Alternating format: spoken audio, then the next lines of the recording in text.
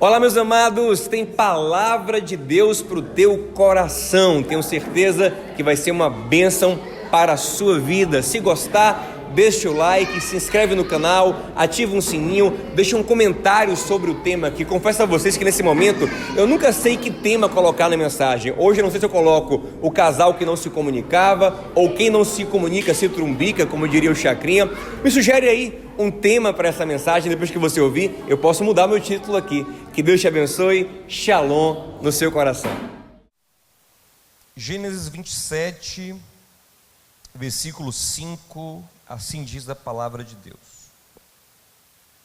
Rebeca escutou quando Isaque falava ao seu filho Esaú, e foi Esaú ao campo para apanhar a caça que havia de trazer. Então falou Rebeca a Jacó, seu filho: ouvi teu pai falar com Esaú, teu irmão, dizendo: traze-me a caça e faze-me um guisado saboroso para que eu coma e te abençoe diante da face do Senhor antes da minha morte. Agora, pois, meu filho, ouve a minha voz naquilo que te ordeno. Vá agora ao rebanho, traze-me de lá 2 bons cabritos das cabras e farei deles um guisado saboroso para teu pai, como ele gosta. E o levarei a teu pai para que o coma, para que te abençoe antes da sua morte. Meus amados, quando nós crescemos na igreja, costumamos ouvir o seguinte: somos solteiros procurando alguém para casar, nós costumamos ouvir o seguinte: olha, Deus tem uma Rebeca para você. No caso, os homens ouvem isso. Ou Deus tem um Isaque, Deus está preparando o Isaque para a tua vida. Isaque e Rebeca se tornaram o referencial de encontrar alguém sob a bênção de Deus, de um casamento que Deus escolhe os cônjuges e dá certo. E de fato, eles são uma referência de um casamento onde Deus aponta o caminho, aponta quem é a pessoa certa. Porém, esses dias eu estava ouvindo uma pesquisa, na sexta-feira mais precisamente, na Band News, sempre entra aqueles comentários sobre família e tal, e entrou uma analista de comportamental falando sobre família. E ela falou sobre uma pesquisa que foi feita não sei onde, sobre os casais que mais dão certo e os casais que mais dão errado. E ela separou os casais em 4 grupos. Começando do pior, ela falou o seguinte: os casais que mais dão errado, que separam mais rápido, são os casais dramáticos. Aqueles que são dramáticos tanto para as coisas boas, tipo assim, estou apaixonado, aí tem aquele drama da paixão, declarações imensas, como também são extremamente dramáticos, emotivos nas brigas, fazem aquela tempestade. Esse tipo de relacionamento extremamente emotivo é o que se desgasta mais rápido, é o que se separa mais rápido. Depois desse, um pouquinho melhor, são os casais conflituosos, segundo o estudo. O que são eles? Não são tão dramáticos, mas estão sempre conflitando, sempre discordando, e isso também vai desgastando com o tempo, e a maioria acaba se separando. Já um pouco melhor do que esses, são os casais sociáveis, que são aqueles casais que têm vários amigos em comum, tem um círculo social em comum muito amplo, então eles estão sempre unidos também pelos amigos, e os amigos geralmente exercem uma pressão pró-casamento, e por isso esse casal costuma durar mais do que o dramático e do que o conflituoso. Porém, esse casal ainda tem um problema, que às vezes a pressão externa é muito mais forte do que a amizade entre eles, e se a pressão não for mais pró-casamento, mas for contra casamento, eles costumam se separar. Então, o casal mais forte, segundo o estudo, é aquele casal parceiro, onde eles são muito amigos, fazem as coisas juntos, têm prazer na companhia um do outro. Não precisávamos de pesquisa para saber isso, não é verdade? Isso todo mundo sabe. Mas o que eu queria destacar com você, olhando essa pesquisa, uma coisa que eu pensei quando eu vi essa pesquisa, sabe o que mais separa os dramáticos dos amigos? É uma coisa chamada comunicação. Quem faz muito drama, é muito emotivo, geralmente tem uma péssima comunicação. O drama, a emoção exacerbada não permite que haja uma boa comunicação, um bom entendimento. E aqueles que são mais amigos são aqueles que se comunicam melhor. E aqui a gente pode citar o folclórico, histórico, comunicador Chacrinha, que quem não se comunica, se trumbica, se dá mal. E olhando sob este ângulo, voltando para Isaac e Rebeca, eu digo a vocês, eles são talvez o pior modelo de casal da Bíblia. Olhando sob o aspecto da amizade e da comunicação, apesar de serem um casal referência de Deus unir, de Deus mostrar quem é a pessoa certa, sim, são referência disso, mas são a pior referência de amizade e de companheirismo. Não culpa de Deus que os uniu, culpa deles mesmos que não souberam se comunicar. É fácil você ver isso comparando Isaac e Rebeca com os outros casais patriarcais. Por exemplo, se você olha para Abraão e Sara, eles eram muito mais comunicativos. Você vê decisões importantes sendo tomadas em conversas entre os dois. Quando ainda eram Abrão e Sarai, em Gênesis capítulo 16, por exemplo, Sara ou Sarai convence Abrão de colocar uma outra mulher na relação, a sua escrava egípcia Agar. No mesmo capítulo, ela vai apertar a mente de Abraão para mandar Agar embora. Quem entende as mulheres? Ela aperta Abraão para deitar com a serva, ela aperta Abraão logo também para mandar Sara, Agar embora. Em Gênesis 12, você vai ver que Abraão, antes de chegar no Egito, ele convence Sarai a dizer que é irmã dele. Olha, diga que você é minha irmã, porque ainda elogiei a esposa porque você é muito bonita, e por causa da sua beleza vão querer me matar. Isaac faz a mesma coisa que Abraão, lá em Gênesis 26, só que ele não fala com Rebeca. Ele sozinho chega e fala para as pessoas, ela é minha irmã, sem combinar nada com ela. Você olha Jacó e suas esposas, lá no capítulo 31 de Gênesis, Jacó, antes de ir embora da casa do seu sogro Labão, pai de Raquel e Lia, ele chama Raquel e Lia, apresenta toda a problemática que está acontecendo na casa de Labão e fala, olha, o pai de vocês está fazendo isso, com detalhes, é uma conversa longa, é do versículo 4 até o versículo 13, eles põem com detalhes tudo que o sogro está fazendo para Raquel e para Lia, e depois de ouvi-lo, as duas dão o parecer delas, concordam com Jacó e decidem todos ir embora juntos. No capítulo 30, Jacó é apertado por Raquel, por que você não me engravida, Jacó? Ele fala, não sou eu, não é Deus, e tem uma conversa também elucidativa, ela aperta ele aponta para Deus, mais na frente Lia também conversa com ele, quando aluga ele pelas mandrágoras de Ruben, ou seja, eles se comunicam e tomam decisões importantes juntos. Agora, pasme, meu irmão, não tem um diálogo sequer de Isaac e Rebeca registrado na Bíblia. Não tem um diálogo sequer. Tem de Abraão com Sara, tem de Jacó com suas esposas, mas Isaac e Rebeca não tem um diálogo, e não que eles nunca conversaram, lógico, vivendo trocentos anos juntos, em algum momento eles dialogaram, só que Deus, inspirando a Escritura Sagrada, não viu nada de relevante que esse casal tenha decidido ou feito por um diálogo.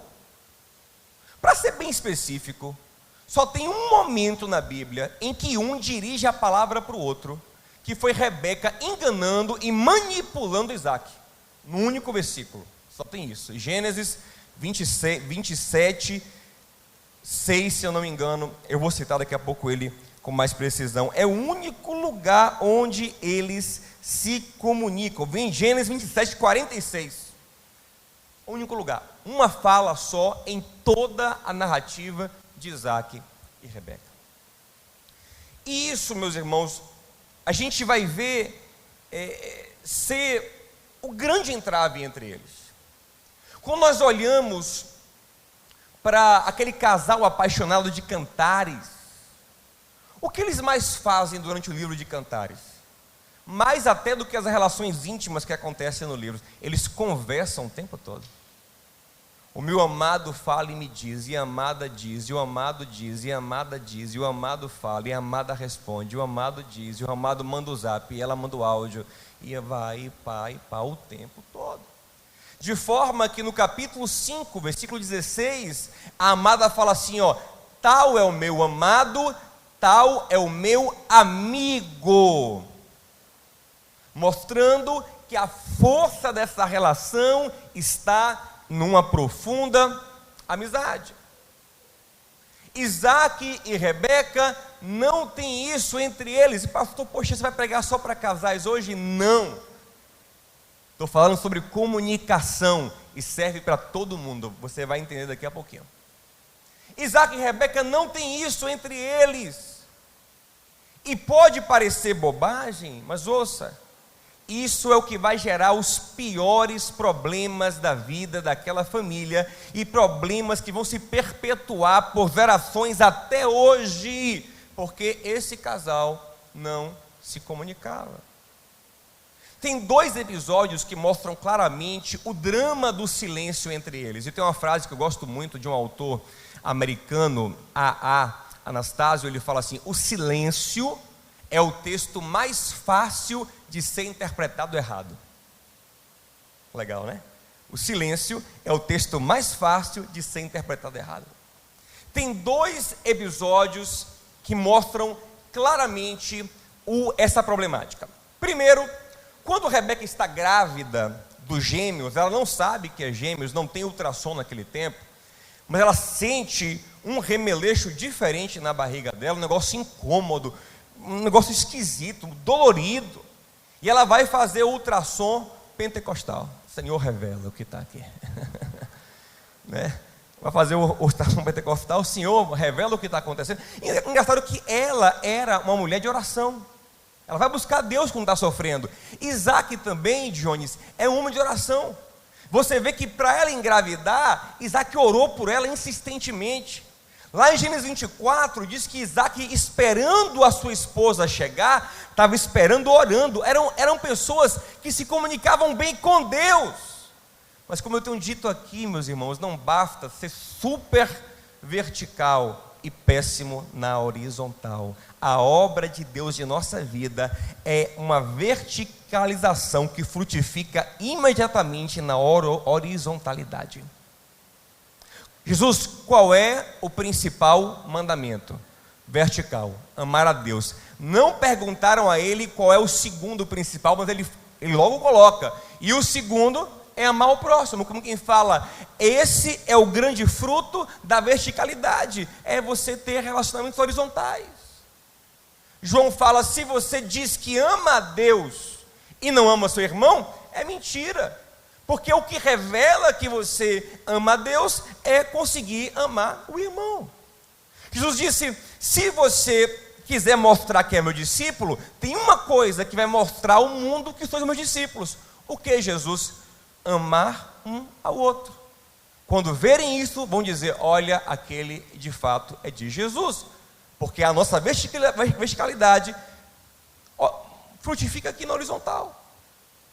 Então Isaac e Rebeca até oram, mas não conseguem trazer isso por horizontal, para a comunicação deles são péssimos. Então voltando aqui, Rebeca vai orar, falar com Deus e diz, Senhor, eu estou mal aqui, que negócio é esse na minha barriga? Deus fala, Rebeca, fica tranquila, é bênção, Rebeca. Como assim, Senhor? Tem 2 meninos, você não queria filho? Dei 2, ô glória. Só que tem uma questão aí.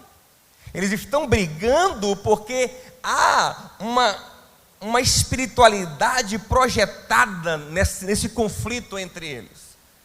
Eles serão duas nações fortes, só que o menor será mais proeminente, o maior, ou quem sair primeiro, o primogênito, ele vai servir ao menor. O que Deus está dizendo para Rebeca ali é que Deus inverteria a primogenitura, o que não é incomum. Você vê muito isso na Bíblia. Davi é o caçula na casa de Jessé, mas é o primogênito espiritual. José é o primogênito espiritual na casa de Jacó. Jacó, quando vai abençoar os filhos de José, Efraim e Manassés, Gênesis 48, ele inverte as mãos e coloca a mão direita na cabeça do mais novo, declarando ele como primogênito. Jacó diz: meu pai está errado. E disse: não, está certo, é assim que Deus quer. O primogênito é esse aqui, é Efraim, o mais novo. Então Deus estava comunicando a Rebeca que Jacó, apesar de sair depois do ventre, seria espiritualmente o primogênito. O que Rebeca tem que fazer com essa revelação, meus irmãos? Na mesma hora contar para o seu marido. Mas ela faz isso? Não. Ela simplesmente se cala. Os meninos nascem, pastor Manuel Gomes. Isaac, sem culpa nenhuma, pega o primeiro, levanta e fala: é meu primogênito, é o herdeiro de papai, é o herdeiro de papai, gostosinho de papai, é a cara de papai. E começa a investir emocionalmente e simbolicamente em Esaú. E ele leva anos investindo em Esaú como seu primogênito, até de maneira errada. Rebeca, vendo isso, sem comunicar nada com Isaac, diz: pega Jacó e chama para ela. E fica uma casa dividida.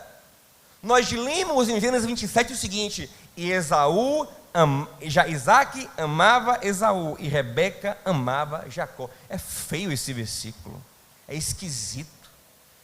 Se Rebeca chega para Isaac e fala: meu amor, é o seguinte, Deus falou comigo que o mais novo é o primogênito. Vamos conciliar isso?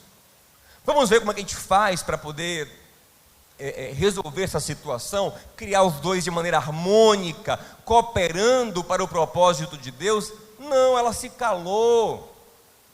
Quando ela se cala, ela gera um problema entre eles, gera uma divisão. Diz que Jacó ficava na tenda com a mãe, Esaú ia caçar para o pai.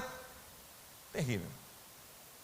Quando o segundo episódio, que é decorrente desse, mais na frente, Isaac já velho vai liberar sobre os seus filhos o que os judeus chamam de bachorá, que é a bênção patriarcal sobre a próxima geração. Gente, a bachorá é um evento onde você reúne toda a família, é um negócio bonito. O pai reúne todos os filhos para liberar as bachorás, ainda que de maneira diferente. Sobre um é uma bênção, sobre outro é outra bênção. Jacó fez isso com os filhos dele em Gênesis 49. Sabe o que Isaac faz? A casa é tão dividida por falta de comunicação que Isaac chega para Esaú sem convidar Rebeca, sem convidar Jacó, e fala: vai lá, pega a caça que eu vou lhe abençoar. Rebeca fica sabendo porque passou e ouviu. São dois times dentro de casa.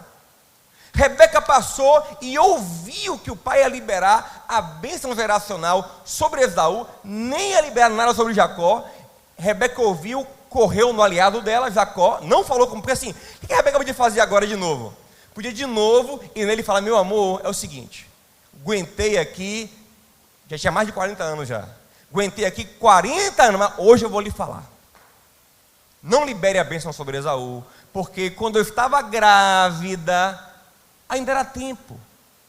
Irmãos, tem coisas em nossa vida que temos que falar enquanto é tempo.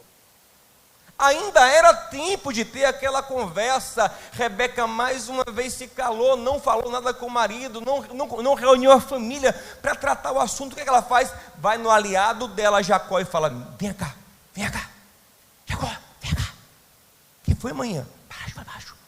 eu ouvi seu pai, ele vai abençoar Esaú. Corre, vai antes de Esaú caçar, que Esaú é rápido. Vai rápido lá no rebanho, pega 2 cabritos. Vou preparar daquele jeito, você vai lá, vestido de Esaú, para receber a bênção. E aí, ela planeja, né, um engano a outro time, o time de Isaac e Esaú. Conhecemos a história, Isaac é enganado, abençoa Jacó pensando que Esaú. Olha como há um abismo de comunicação nessa família. A coisa é tão esquisita, que quando Esaú chega, e ele vê que o pai abençoou Jacó, ele vai atrás da mãe? Não. Ele vai atrás do irmão conversar? Não. Ele só se cala e fala, um dia, para ele mesmo, um dia, ele fala com ele mesmo, um dia eu vou matar Jacó. Pronto, definir. Guarda um ódio mortal do irmão. Agora, ele expressou isso em voz alta, alguém ouviu. E o texto fala que quem ouviu reportou a Rebeca. Interessante, que quem está de fora também percebe que a família é desunida e não se comunica. Porque quem ouviu Esaú esbravejar promessas e ameaças de morte para Jacó, vai em Rebeca, não vai em Isaac. Quem está de fora sabe que Jacó é de Rebeca e que Esaú é de Isaac. Então quem está de fora vai em Rebeca, e o texto fala que fizeram saber a Rebeca que Esaú ameaçava Jacó de morte. Rebeca, por sua vez, mais uma vez, nada fala com Esaú, seu filho, nada fala com Isaac, seu marido, chama Jacó e fala, vem cá, fiquei sabendo que seu irmão quer lhe matar, você tem que fugir para casa do meu irmão, do seu tio Labão, e ficar lá. Não tem diálogo, não tem conversa entre eles para resolver nada. E aí entra a única vez que Rebeca dirige a palavra a Isaac na Bíblia, para manipular Isaac, para Isaac facilitar a fuga de Jacó. Rebeca chega para ele em Gênesis 27:46 e fala assim, eu estou muito triste, Isaac, porque Jacó vai casar com uma eteia, que eu não quero que ele case com a mulher daqui. Na verdade, tinha essa preocupação. Esaú tinha casado com uma eteia e trazia peso ao coração de Rebeca e de Isaac por isso. Mas não era a verdade ali. O que ela queria é que Isaac mandasse Jacó embora. E ela fala isso com Isaac só para manipulá-lo. A única fala entre os dois é Rebeca manipulando Isaac. E tem mulher que acha bonito manipular o marido. Tem marido que acha bonito manipular a mulher. Prefere isso do que um diálogo franco e sincero. Até se gaba disso, infelizmente. E ela usa isso, manipula. Jacó cai na pilha, manda Isaac.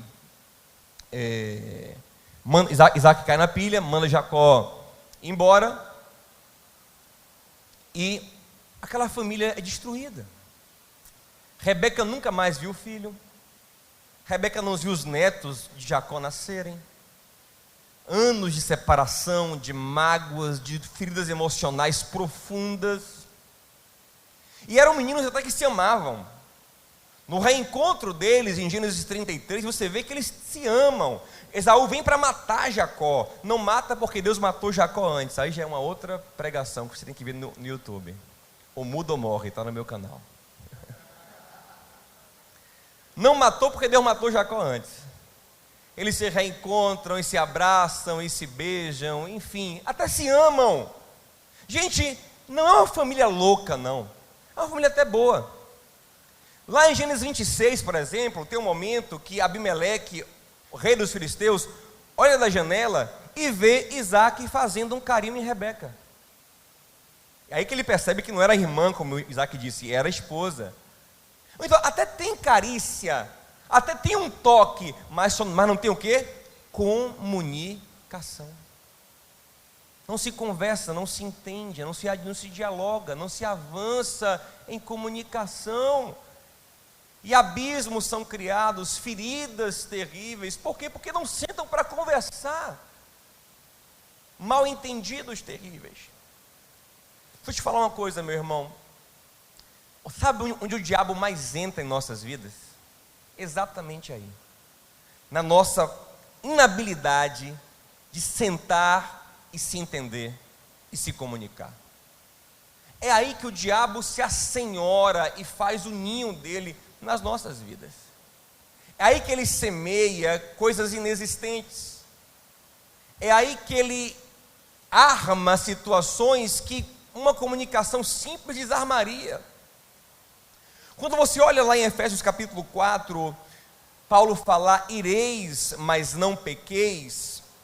Logo em seguida ele fala, não dê lugar ao diabo. O que significa isso? Você se ira, na ira você extrapola, você quebra os canais que unem, você quebra a ponte que une você com o outro, então o diabo tem um espaço. Onde é esse espaço? É entre um e outro.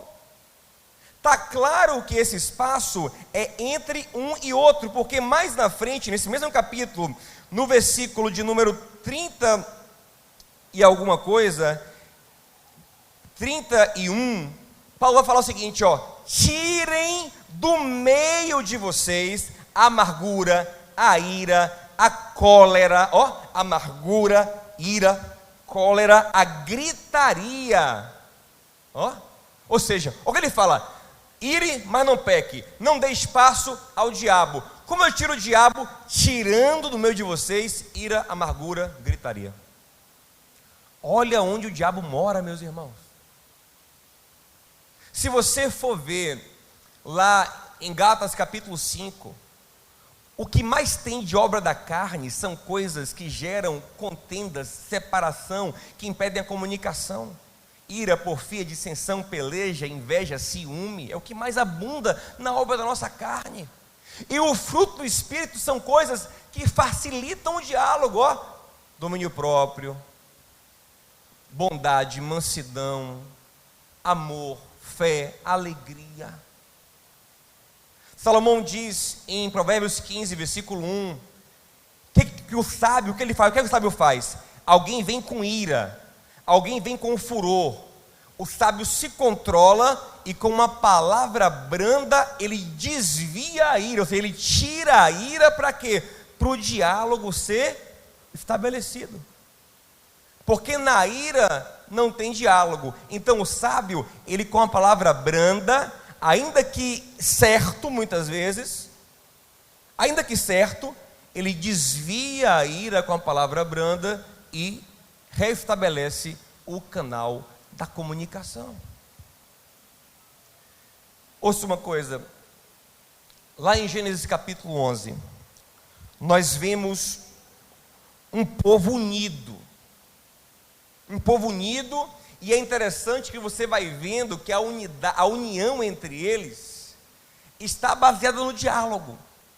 O texto começa falando que o povo tinha toda uma mesma língua e falavam um entre os outros. Eia, tem até um grito de guerra que eles dão duas vezes. Eia, eia, vamos construir tijolos bem queimados, tijolos bem feitos.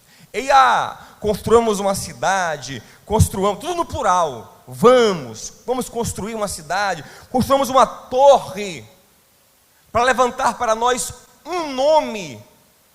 Eles se unem na conversa e tem um projeto em comum. E o que acontece? Deus vê do céu e fala, rapaz, desse jeito eles não têm limite. Mas como eles têm um intento maligno no coração, Deus fala, eu vou ter que separá-los. E como Deus separa eles, meus irmãos? Ferindo a comunicação.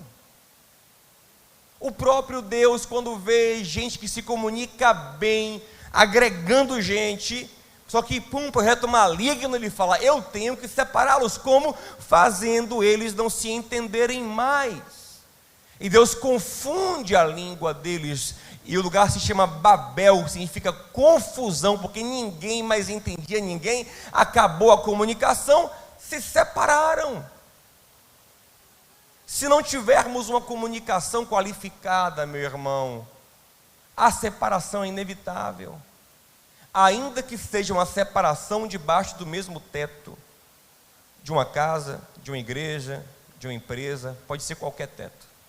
Isaac e Rebeca viveram separados a vida toda. Tem aquele casal assim, que está no mesmo teto, mas separado. Isaac e Rebeca. Viveram separados. Porque o que une é o conversar, é o dialogar, é o que une almas, é o que alinha propósitos, é o que deixa as coisas claras. Eu ouvi uma história de um casal uma vez, história verídica, que eles eram idosos e cada um dormiu no lado da cama que não gostava durante mais de 30 anos. Até um dia, numa terapia de casal, num encontro de igreja, foram estimulados a desabafar uma coisa que não gostava. E aí um chegou para o outro e falou: você sabe de uma, eu quero te falar uma coisa. Eu sempre cedi aquele lado da cama que é o melhor, que fica perto da escrivaninha, do não sei o que, para você, mas eu não gosto daquele do meu lado. Se você pudesse deixar eu dormir um pouquinho. Menina, eu achava que o outro era o melhor, eu dava para você. História verídica.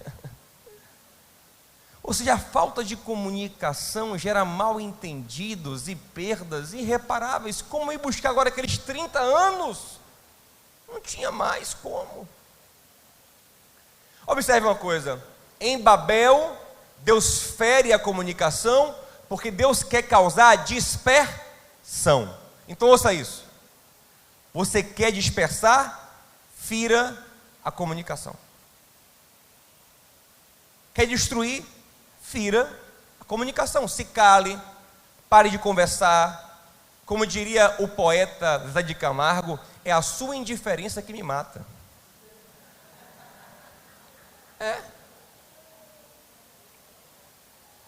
Se cale, dê gelo, não responda. É a melhor forma. Enquanto você responde, enquanto você fala, ainda que não fale com sabedoria, há uma esperança. Quando você bloqueia no zap, acabou. Está entendendo?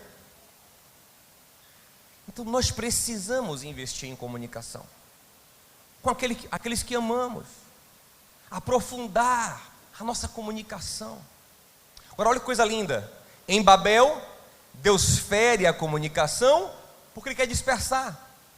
Mas em Pentecostes, olha que coisa linda, em Pentecostes tem um grupo de galileus, não são poliglotas, são galileus simples, falam ali um aramaico, talvez um pouco de hebraico, talvez tenham uma noção de grego no máximo, e eles recebem a unção do Espírito Santo de Deus e começam a falar em línguas de todo mundo conhecido da época, de forma que pessoas de outras nações entendem eles. E quando a comunicação é fortalecida, ao contrário de Babel, porque ali o propósito era santo, Deus fortaleceu a comunicação, o que acontece? O grupo de 120 crentes vira 3.120. 3.000 entram para o grupo. Comunicação forte, o relacionamento, o grupo se fortalece. Babel, confusão, espalha. Pentecostes, se entendem, se agrupam, se unem. Então, nós hoje temos que pensar muito sobre a nossa comunicação. Comunicação dentro de casa, comunicação fora, comunicação entre irmãos, comunicação com os filhos, com os pais. Se não tiver comunicação, viveremos os dramas de Isaac e Rebeca em dimensão maior, menor, diferente, mas o mesmo drama. Abismos da falta de comunicação, feridas da falta de comunicação. E dá até pena de Esaú, bichinho, tadinho, porque lá no final do capítulo 26, fala que ele casou com duas heteias.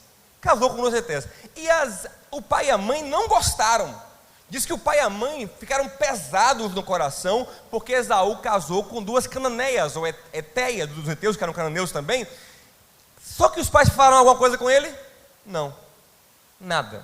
Os pais não dizem a ele nem um pio. Só não gostam e ficam caladões. E tem gente que acha que isso é bom. Eu não gosto e não me meto.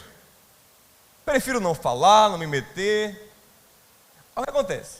Aí Esaú casou com 2 hetéias, os pais não gostam, mas não falam nada com ele. Aí mais na frente, quando Jacó é enviado por seu pai para casar com mulheres da parentela, mulheres melhores, aí o bichão fica sabendo por outro disso, vai lá e ele pensa: o que é que eu faço agora para agradar meu pai e minha mãe também? O bichão quer agradar o pai e a mãe, tadinho. Aí ele vai em Ismael, que é o tio dele, a coisa mais perto de parente que ele conhece, e casa com 2 ismaelitas para tentar agradar o pai e a mãe, tateando no escuro, tateando, tentando encontrar um caminho. E tem muita gente tateando na vida, porque pai e mãe não conversam, marido e mulher não conversam. Eu não sei o que fazer, eu não sei para onde ir, porque não tem comunicação. Tá? Na verdade, gente, todo mundo aqui é bem intencionado. Jacó tinha boa intenção, ele queria a bênção, a mãe falou que a bênção era dele, então a bênção é minha, eu vou pegar o que é meu. Rebeca, Deus falou com ela, então ela quer ajudar. Isaac está abençoando quem ele acha que é o primogênito. Esaú também quer a bênção. Todo mundo tem boa intenção, mas não basta ter boa intenção sem uma boa comunicação. As intenções não são bem entendidas, são mal entendidas, são tudo complicado, dá um nó em tudo e todo mundo se machuca e se fere. A arte de se entender é a arte de se comunicar. E eu quero encerrar dizendo que você também precisa se comunicar com o relacionamento, investir em comunicação no relacionamento mais precioso da sua vida, que é o seu relacionamento com Deus. Em Gênesis capítulo 3, diz que Deus todos os dias descia ao pôr do sol no jardim. Então eu penso que o Éden tinha pouca noite, porque quando dava a noite vinha uma luz maior do que o sol para o Éden. Já estava pouco tempo para a noite, vinha uma luz maior do que o sol para o Éden. Deus estava ali pessoalmente, para quê? Para passear no jardim com Adão e Eva. Ele vem falando, Adão, Eva, para conversar, que coisa maravilhosa. Só que assim que o pecado entra, qual é a primeira coisa que é ferida? A comunicação. Porque Deus começa a perguntar: Adão, onde estás? E qual a resposta de Adão? Ouvi a tua voz e me escondi, não quero me comunicar contigo. Entenda, o pecado em nosso coração, a nossa carne, nos tira a vontade de se comunicar com Deus, de orar, de buscar a presença de Deus. Esse é o maior sinal, é a falta de desejo, é o maior sinal de queda do homem, é a falta de desejo pela presença de Deus. Ele se esconde, ele foge, ele não se interessa, ou ele é apenas um religioso, ele apenas comparece em cultos para ter boa sorte, pegar vibração, pegar uma boa energia, sabe, ter uma coisa para animá-lo, mas não por Deus. Não é Deus quem ele quer. Ele quer uma energia boa, uma vibração, um culto que fale ao coração dele, ele se anime para a vida, mas não um relacionamento com Deus. Não o que Moisés tinha. Em Gênesis 33 diz que Moisés falava com Deus face a face, como um amigo. Depois disso você vai ver muita gente religiosa no templo, sacrifícios, um sumo sacerdote que entra no Santo dos Santos uma vez por ano, coisa muito distante. Mas graças a Deus que na cruz do Calvário, quando Jesus disse está consumado, lá no templo o véu se rasgou de alto a baixo. E é legal ser de alto a baixo e não de baixo para cima, porque está dizendo assim, o próprio Deus disse, acabou a separação, quem quiser agora venha. E Hebreus 10, 19 diz, tenham ousadia para entrar no Santo dos Santos, pelo novo e vivo caminho, o sangue de Jesus, o sacrifício perfeito. Vem se comunicar com Deus, investe nessa comunicação. Deus quer falar conosco, gente, e quer nos ouvir. Essa é a comunicação mais importante da nossa vida. Jesus disse em João capítulo 10, eu sou o bom pastor. Quem aqui é ovelha de Jesus? Então vai o teste para você. Ele fala, eu sou o bom pastor, chamo as minhas ovelhas pelo nome, elas conhecem a minha voz. Um pastor não fala com suas ovelhas de vez em quando, ele fala com elas diariamente, ele as guia o tempo todo. Se de fato somos ovelhas de Jesus, temos que ouvi-lo. Ele tem que ministrar o nosso coração todos os dias. Tem que nos guiar aos pastos verdejantes, às águas tranquilas, às vezes pelo vale da sombra da morte, onde passamos sem medo, porque Ele está conosco.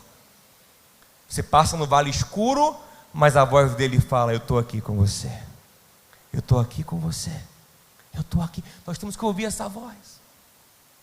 Lembre de Maria Madalena em João capítulo 20, ela chega no túmulo vazio, aquilo já era um sinal e ela não vê graça naquilo, continua desesperada: cadê o corpo, cadê o corpo? Vê anjo, e era óbvio que era um anjo, porque ninguém entrou no túmulo na frente dela, só entrou Pedro e João, depois não tinha ninguém mais. Ela tinha que saber que era um anjo, vê anjo, e ela não está nem aí para anjo: cadê o corpo, cadê o corpo? Vê Jesus e pergunta a ele: o jardineiro, cadê o corpo, cadê o corpo?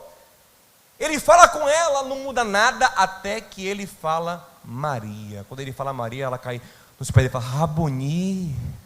Sabe o que é isso? Fruto de intimidade com Deus.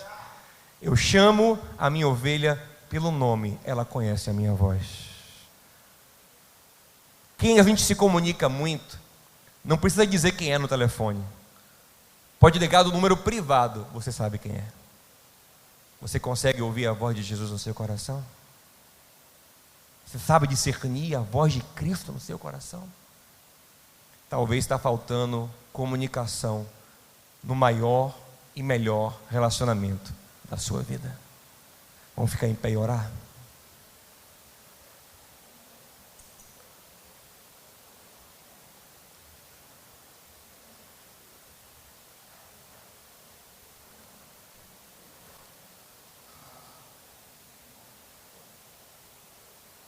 Essa palavra é para todo mundo.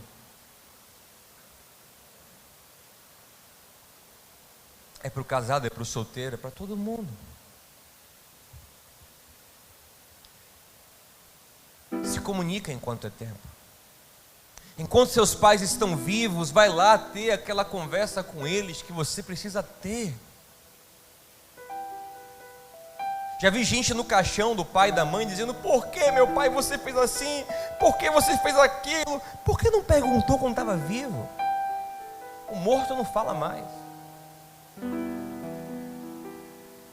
Ter aquela conversa com seus filhos enquanto é tempo. Uma conversa que vai curar, que vai elucidar as coisas. Ter a conversa com seu cônjuge, com seu irmão, enquanto é tempo.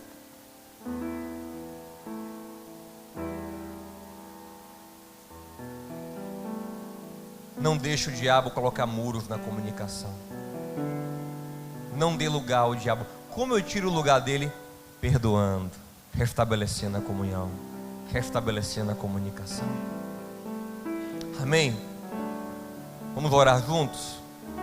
Como um símbolo para essa palavra, dê a mão ao seu irmão. Vamos orar juntos. Vamos pedir ao Senhor que nos dê graça para isso. Porque o Espírito Santo fez aqueles galileus se comunicarem com todos os judeus de vários cantos do mundo. O Espírito Santo nos dá poder para se comunicar. Eu sempre falo que depois das minhas experiências com Deus, a minha comunicação melhorou absurdamente. Ainda está aquém do que eu preciso estar, mas eu era bichinho do mato, não conseguia me relacionar com ninguém.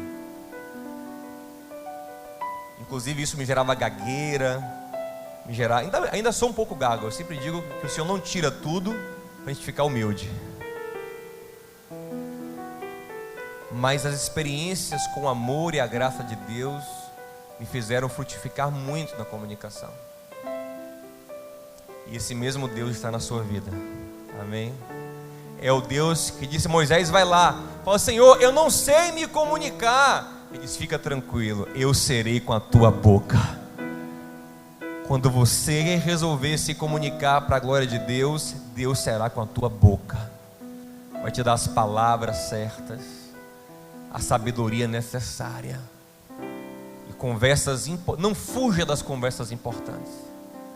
Elas às vezes doem, elas às vezes são inconvenientes, mas elas são necessárias. Não se vence um câncer fugindo do tratamento. É a mesma coisa de quem quer vencer dores profundas, feridas profundas, problemas crônicos, fugindo do diálogo necessário. É preciso conversar. Isaac e Rebeca é um modelo, sim, só de Deus dar a direção, nada mais. Talvez o pior casal da Bíblia. Talvez o pior. Vou colocar Sansão e Dalila, porque aquele não é nem um casal, aquilo é uma armação. Mas talvez o pior casal da Bíblia. O mais burro, o mais tolo, porque não eram amigos, não conversavam. Que Deus nos dê graça. Pai querido e amado, estamos na Tua presença aqui reunidos.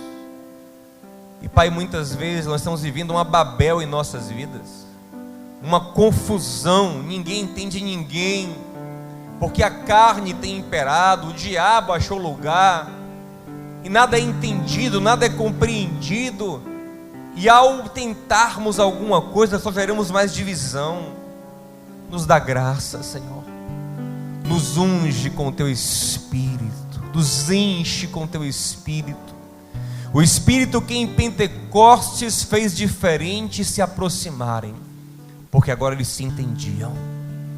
Nos dá sabedoria para tirar o diabo do meio, para perdoar, para conversar, para se entender.